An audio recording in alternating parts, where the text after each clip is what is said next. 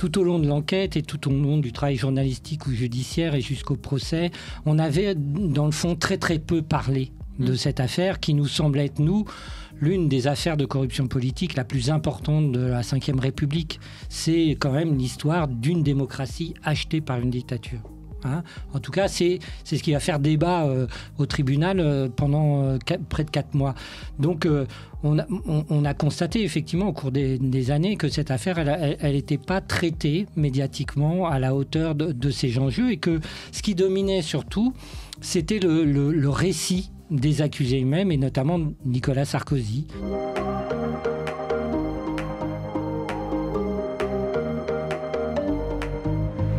Yannick Argoat, bonjour. Bonjour. Je suis très content de vous recevoir sur l'Étincelle. Avec Lily, on va parler de votre nouveau film. Vous êtes réalisateur, vous êtes connu pour avoir dirigé plusieurs films marquants, parmi eux Les Nouveaux Chiens de Garde, sorti en 2011 et qui avait fait grand bruit et dans lequel vous mettiez en lumière les liens étroits entre le monde économique et la sphère médiatique, ainsi que La Très Grande Évasion en 2024, donc l'année dernière, consacrée au scandale de l'évasion fiscale. Cette année, vous sortez en salle Personne n'y comprend rien, un film qui revient sur la sphère Sarkozy-Kadhafi, une affaire politico-financière internationale où Nicolas Sarkozy, ancien président de la République, alors ministre de l'Intérieur, aurait été financé par le dirigeant libyen Mouammar Kadhafi lors de sa campagne présidentielle. Avant d'aborder la construction de votre documentaire, pouvez-vous expliquer à nos auditeurs et à celles et ceux qui regardent l'Étincelle le contexte de l'affaire Kadhafi, quelles sont les principales questions soulevées par ce scandale?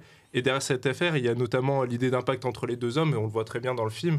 Et à quel moment, en fait, est-ce que vous pouvez revenir aussi sur la rencontre entre ces deux hommes? À quel moment se rencontrent-ils et à quel moment scellent-ils ce pacte? Alors bon, c'est une affaire qui revient déjà dans l'actualité puisque au début de la semaine dernière a démarré le procès de l'affaire, ce qu'on appelle l'affaire Libière, donc du financement possible de la campagne de Nicolas Sarkozy de 2007 par le gouvernement libyen de l'époque. Et cette affaire, elle démarre en 2005 par une série de rencontres que le clan Kadhafi, enfin un certain nombre de ses plus proches collaborateurs vont avoir avec l'intermédiaire d'un intermédiaire qui s'appelle Ziad Takieddine, rencontre de proches de Mouammar Kadhafi et qui vont, selon la justice, inaugurer une sorte de pacte de corruption, ce qu'on appelle une pacte de corruption. En gros, je te finance ta campagne électorale et en contrepartie d'un certain nombre d'avantages diplomatiques, économiques, etc. Ok. Et c'est quoi les grandes questions qui soulèvent ce pacte-là? Parce qu'on voit que dans le film, il y a beaucoup d'étapes. Et justement, c'est quoi les grandes étapes de cette affaire? Alors, les grandes étapes de cette affaire, enfin, l'ensemble de l'affaire se noue entre 2005 et 2007. Et ensuite, c'est l'enquête qui va durer très très longtemps. C'est d'abord une enquête journalistique, inaugurée par le journal Mediapart et Fabrice Arfi, Karl Lasquet, les deux journalistes qui vont suivre l'affaire pendant plus de 10 ans. Et à partir de 2013, une enquête judiciaire, donc qui va mettre une dizaine d'années à établir un certain nombre de faits qui vont conduire les juges d'instruction à renvoyer devant un tribunal 13 personnes, dont Nicolas Sarkozy lui-même, 3 de ses anciens ministres, 2 intermédiaires, etc. Ouais, ce qu'on voit très bien dans le film et dont le procès aujourd'hui commence pour Nicolas Sarkozy, ce que vous rappeliez à l'instant. Je trouvais que c'était aussi un film important. On en parlait beaucoup avec Lily au moment de préparer l'entretien. Et on pense qu'il faut absolument le voir parce qu'en fait, il retrace vraiment avec précision cette affaire qui semble vraiment compliquée. D'ailleurs, Nicolas Sarkozy le dit lui-même. Mais en fait, c'est une volonté de rendre complexe cette affaire et d'où le film aussi. Vous le faites commencer par une phrase marquante de Sarkozy qui dit « Les Français sont bien en peine de résumer ce qu'on me reproche. Personne n'y comprend rien », ce qui est aussi le titre du film. Alors que le procès vient de s'ouvrir et qu'il est peu relayé par les médias encore aujourd'hui, mis à part le travail qui a été fait par Mediapart ces dernières années, cette incompréhension qui est évoquée par Nicolas Sarkozy, elle est selon vous uniquement liée à ce faible traitement médiatique?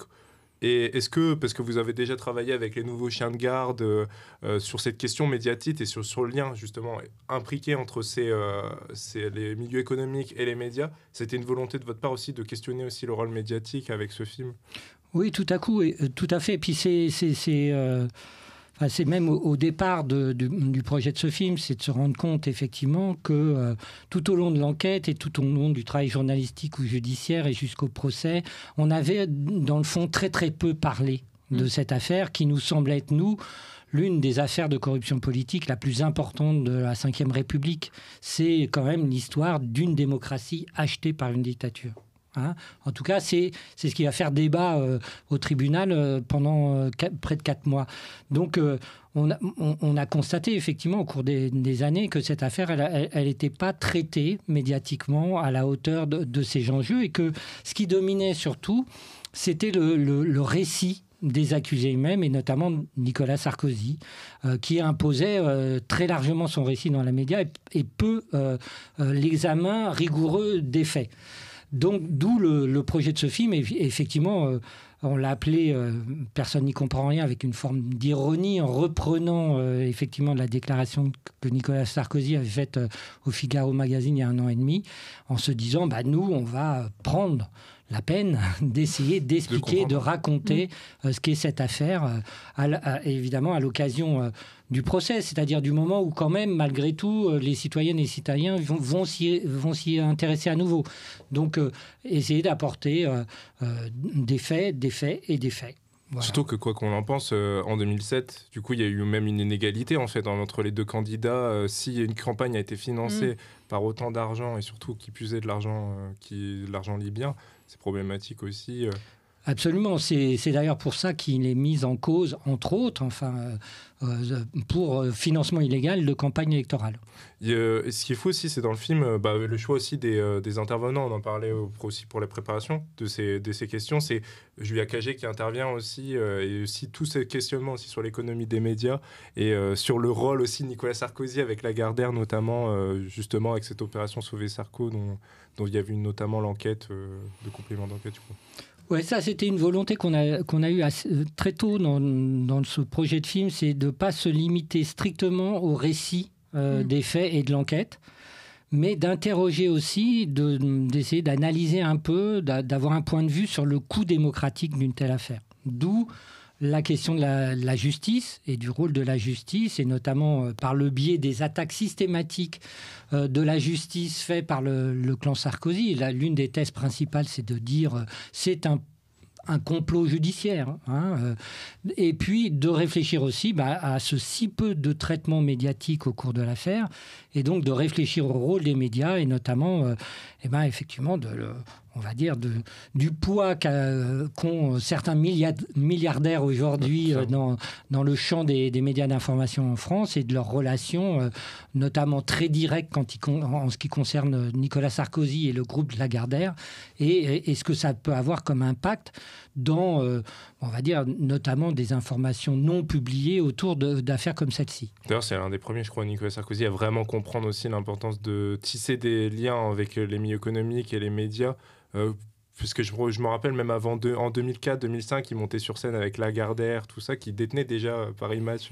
Donc assez vite, il a déjà tissé ses liens. Oui, c'est un homme politique qui s'est tout à fait intéressé, et de très près aux grandes fortunes, aux grands industriels, aux intérêts économiques d'un certain nombre de personnes. Et ça s'est noué aussi au moment où il était maire de Neuilly-sur-Seine, qui est une commune très riche, où il a rencontré effectivement beaucoup de ses soutiens qui vont être très fidèles. On peut citer évidemment Bolloré, sur lequel il a été se reposer juste après l'élection de 2007. On s'en souvient, il avait passé 10 jours sur son yacht, etc. Enfin, et ce qui est intéressant, c'est effectivement ce que dit Julia Cagé dans le film, c'est que ces liens, ils ne sont pas du tout discrets, ils ne sont pas secrets, ils sont affirmés, ils sont quasiment revendiqués.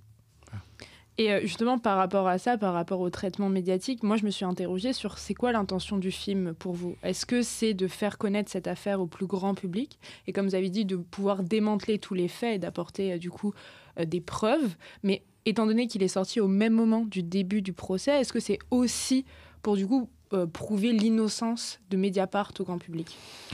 Alors, je ne crois pas qu'il y ait de débat sur Mediapart coupable ou innocent. Non, c'est effectivement c'est de profiter de ce moment où l'affaire revient au premier plan, on va dire, pour faire valoir un certain nombre de faits qui n'ont, en effet, très peu été exposés au cours des 10 ans.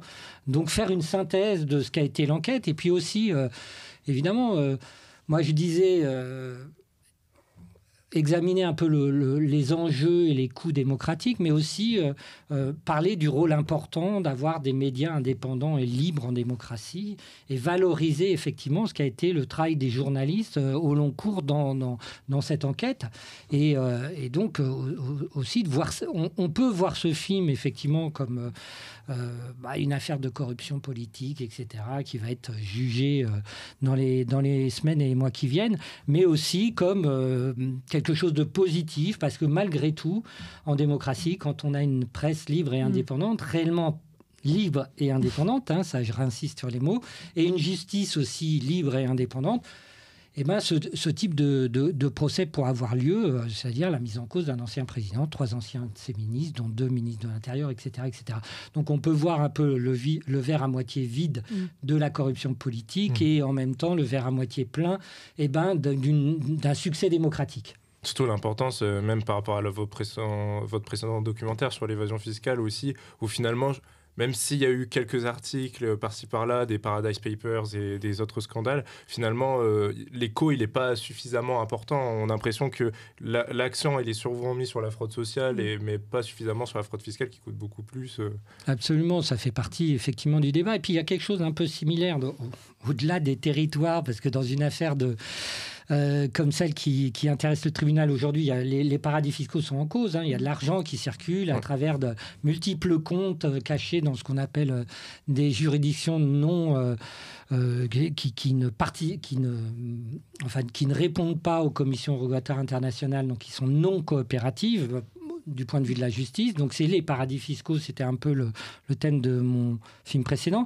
Mais il y a quelque chose qui est un peu similaire, c'est-à-dire que dans les affaires de corruption, on finit par s'y habituer. Voilà. Ouais. Dans l'évasion fiscale, c'est pareil. Il y a des scandales depuis des années. Et puis, au fur et à mesure des scandales, peut-être l'opinion publique s'y habitue. Et puis, on s'y intéresse moins. Et surtout, il n'y a pas de réponse globale politique.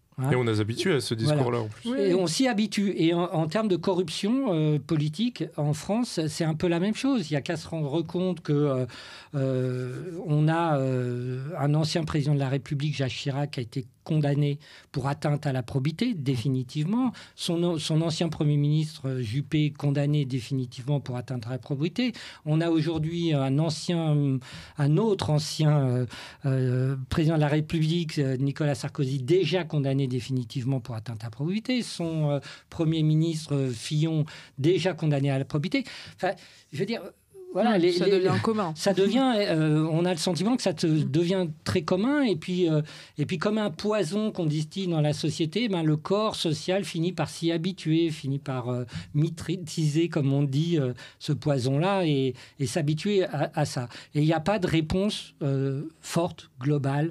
Alors, il y en a eu à un moment donné sous la présidence de François Hollande à cause du scandale de Cahuzac, avec un certain nombre d'institutions. Il y avait la création du parquet national financier, la haute autorité pour la transparence de la vie publique, un certain nombre de choses comme ça.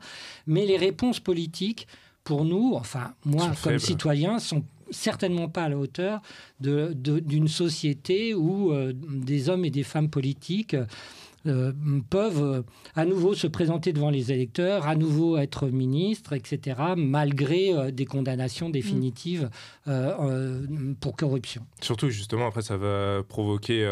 il y aura un moins consentement à l'impôt, moins consentement à certaines choses. On va se rendre compte, on va se dire, mais pourquoi pas tenter plutôt le privé, parce que le service public ne fonctionne pas. Exactement. Et puis pourquoi ne pas réélire Balkany réélu, malgré toutes ces casseroles. Ça donne un sentiment que, encore une fois, le corps social s'habitue à tout ça, et puis que les électeurs et les électrices finissent par considérer que tout ça n'est pas si grave, alors que si, c'est très grave, et que dans d'autres pays que la France, ce serait absolument pas admis culturellement, des choses comme ça. On va pas parler trop fort parce qu'il est juste à côté, Balkany. De l'autre côté du périph'. Il y a ce qui est fou aussi avec l'enquête, et puis c'est ce qu'on s'est dit aussi quand on a préparé l'entretien, c'est la complexité de l'enquête. Moi, je connaissais juste à peu près l'histoire de Ziad Takieddine, parce qu'il y a eu plein de retournements de situation, et ça devenait même grotesque. Ça se voyait de très loin qu'en fait, cette personne-là n'était pas nette non plus. Et ce qui est fou, c'est que du coup, avec ce film, c'est qu'on arrive vraiment à voir les différentes étapes, les différents processus qui a amené justement cette corruption, mais aussi, du coup, on voit par exemple qu'il y a aussi l'histoire de l'attentat contre le DC-10, qu'il y a cette histoire d'Abdella Senoussi, qu'il y a la guerre en Libye, qu'il y a la protection de Bachir Salah, qui est un proche de Kadhafi, qui s'est réfugié en Afrique du Sud, et que la France a protégé pendant un long moment.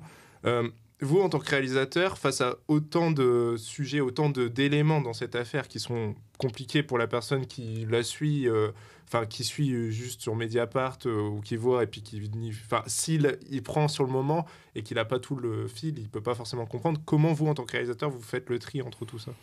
C'était un peu le gros enjeu de faire un film sur cette affaire, et c'était aussi un peu le sens de la demande de Mediapart, puisque ce film, il s'est fait au départ à la demande de Mediapart, qui sont venus me proposer de faire un film sur ce sujet. C'est qu'effectivement, quand on a suivi l'affaire au cours des années, notamment à travers les 160 articles que Mediapart a pu publier sur l'affaire, on a des petits bouts dans tous les sens, un peu dans le désordre, c'est sûr, et puis très détaillés par moments, etc., etc. Fabrice Arfi et Karl Lasquet, qui ont porté cette enquête pour le journal, ont écrit un livre de 400 pages. Plus une BD aussi. Il y a une bande dessinée, mais un livre de 400 pages. Donc c'est une enquête très, très fournie, très foisonnante, complexe par le nombre des faits, le nombre des acteurs impliqués dans tout ça, et la très grande variété des sujets abordés par l'enquête elle-même, pour essayer de trouver les éléments qui racontent cette histoire. Donc évidemment, quand on fait un film, en 1h40, on ne peut pas tout raconter, ça c'est sûr. Il y a beaucoup d'autres choses, beaucoup d'autres faits qui sont liés et qui vont être examinés d'ailleurs pendant le procès. L'ordonnance de renvoi, c'est-à-dire le document de synthèse rédigé par les juges de l'instruction en vue du procès, fait 570 pages. Vous imaginez le nombre de choses qui sont abordées dans ce texte. Donc on réduit dans un film, on va essayer de raconter les faits les plus marquants, qui illustrent les personnages, qui donnent la temporalité de ce qui s'est passé, et peut-être l'enjeu le plus clair et le plus puissant possible de ce qu'on a appelé ce pacte de corruption, reproché par la justice au clan Sarkozy vis-à-vis du régime libyen de l'époque. Donc on essaie de mettre dans l'ordre déjà, de raconter dans l'ordre, mais moi j'ai pris le principe de ne pas raconter l'affaire elle-même dans l'ordre, mais de raconter l'enquête.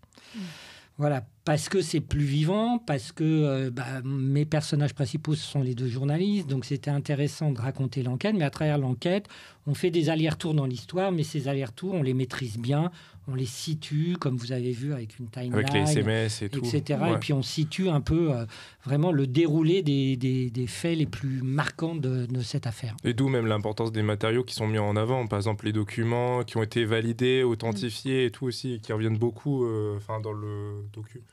Oui, pardon. Non, je voulais juste te dire que justement, vous avez fait un si bon travail que ça devient hyper clairvoyant, que c'est, en fait, il y a presque rien qui était caché, j'ai eu l'impression, parce que certes, il y a eu des documents auxquels on n'a pas eu accès, il y a eu des messages qui étaient cachés, mais la majeure partie, Mediapart, en fait, l'informait tout quotidiennement, peut-être pas quotidiennement, mais régulièrement. Mais du coup, ça fait écho à ce qu'on disait précédemment sur à quel point c'est une question de visibilité dans les médias.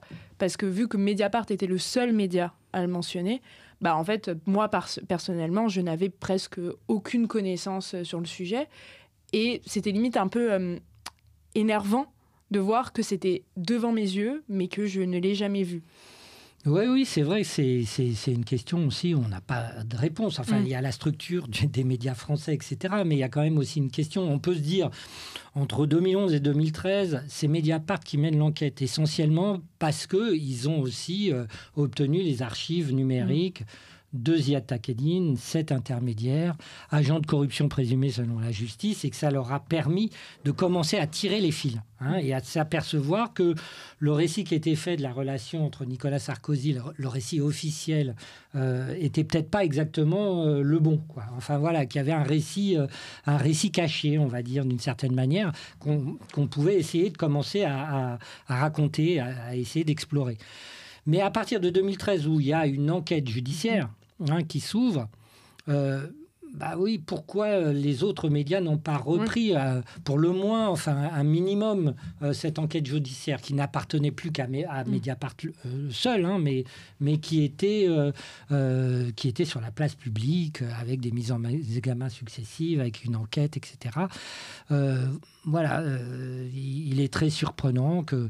mais j'ai même presque envie de dire qu'au moment où les 13 prévenus sont renvoyés en procès, où les juges d'instruction décident de renvoyer tout le monde devant le tribunal correctionnel, Le Monde ne fait même pas sa une sur l'affaire.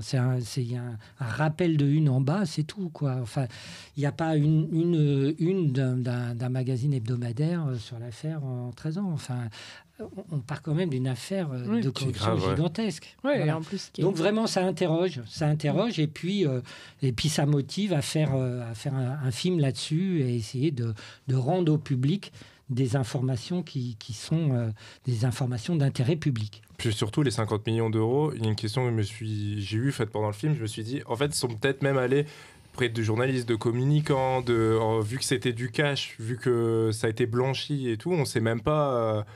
à quelle proportion elle a été distribuée, à qui et dans quel but. Enfin, si le but on le connaît, mais on ne sait même pas qui. À quel... c'est ça. Alors, les 50 millions d'euros, c'est un document qu'a publié Mediapart, qu'on appelle la note Moussa Koussa. C'est un accord de financement officiel. Ça ne veut pas dire qu'il y a 50 millions d'euros qui ont été réellement versés au clan Sarkozy. D'ailleurs, la justice dit clairement dans son ordonnance de renvoi qu'elle n'a pas de vision complète de cet argent.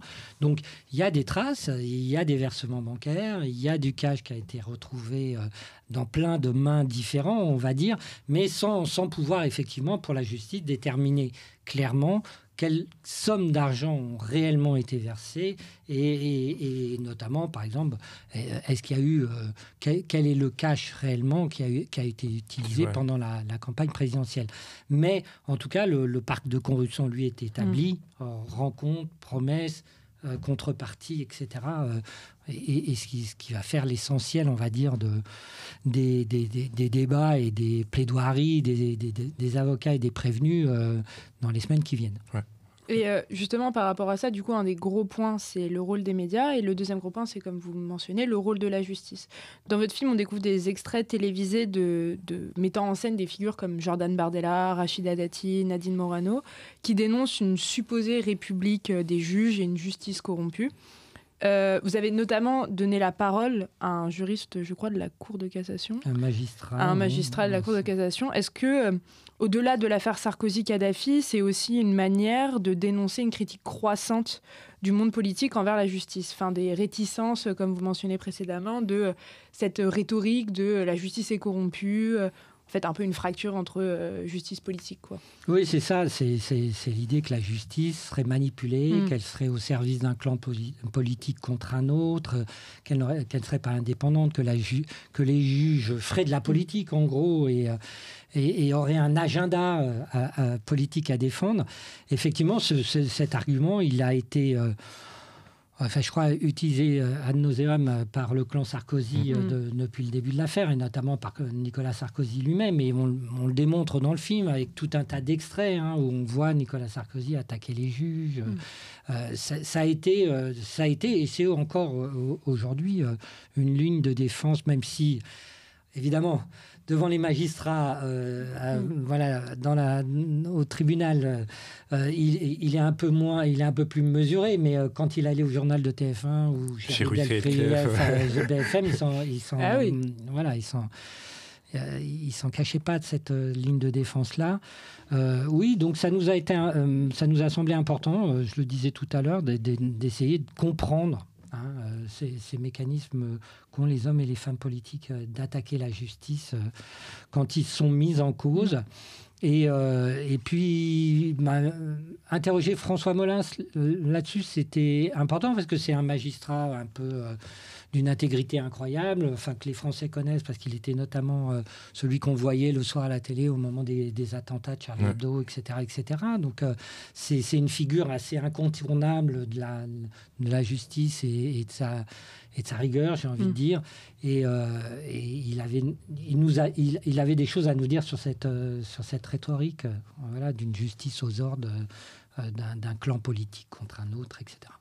Pour terminer cet entretien, il y a aussi une interrogation que j'ai eue notamment en regardant le film. C'est, on voit beaucoup, on parle beaucoup de l'affaire sous le prisme souvent français, mais par contre, quid de la Libye? Est-ce que, par exemple, c'est pas un angle aussi qui aurait pu vous intéresser de savoir justement quelles ont été les répercussions, notamment de ce pacte de corruption, et comment les Libyens y perçoivent aussi cette affaire-là, parce que ça a eu aussi des répercussions, plus ou moins directes. Je pense notamment avec la guerre en Libye, d'ailleurs, qui est aussi dans le film. On retrouve, il y a tout un passage aussi là-dessus. Du coup, est-ce que c'est un angle qui aurait pu être intéressant aussi de voir ces répercussions-là? Alors moi, je sais qu'effectivement, par exemple, ce procès, il intéresse beaucoup en Afrique, évidemment, et notamment parce que, comme vous le disiez, il y a une guerre qui a déstabilisé toute la sous-région, et de manière dramatique, après une guerre civile, un arsenal libyen qui se diffuse dans les groupes djihadistes partout dans le Sahel, etc. Donc ce conflit il a une importance considérable et pour beaucoup d'observateurs, et notamment en Afrique, la question de ce financement, la question du déclenchement de la guerre, etc., pose des questions. Alors, nous, dans le film, on n'en traite pas directement parce que on s'est donné la règle d'exposer des faits vérifiés et d'intérêt public. Or, sur le déclenchement de la guerre en Libye, il y a des hypothèses. Donc, on n'a pas abordé ces hypothèses. Il y en a, elles sont publiées partout. Il y a eu des livres, il y a eu tout un tas de rapports parlementaires, par exemple en Angleterre, qui interrogent la nécessité de cette guerre, la nécessité d'avoir transgressé, entre guillemets, le mandat de l'ONU pour bombarder les troupes au sol, la nécessité de tuer Muammar Kadhafi, alors qu'une solution négociée avait été établie par l'Union africaine, par exemple. Enfin, voilà, il y a énormément de questions. Moi, je pense que ça serait presque un film en soi. Voilà, et de poser cette question-là. Mais en tout cas, moi, ce que je sais, c'est qu'effectivement, aujourd'hui...